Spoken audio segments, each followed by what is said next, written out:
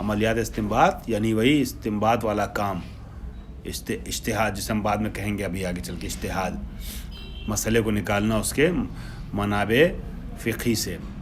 التی یشتمل علیہا علم الفقہ، کہ جس پر علم فقہ مشتمل ہوتا ہے نا.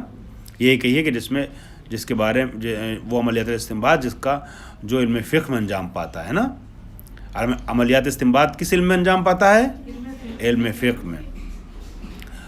بالرغم من تعددها، وہ عملیات استنباط اس کے باوجود کہ متعدد اور متنوع ہیں، لیکن پھر بھی تشترکو فی، یہ بالرغم جو ہے یہ متعلق ہے تشترکو فی عناصر مواحدہ، کچھ مواحد عنصروں کے درمیان مشترک ہوتا ہے. مواحد یعنی ایک، کچھ مواحد یعنی ایک جیسے عنصروں میں کیا ہوتا ہے؟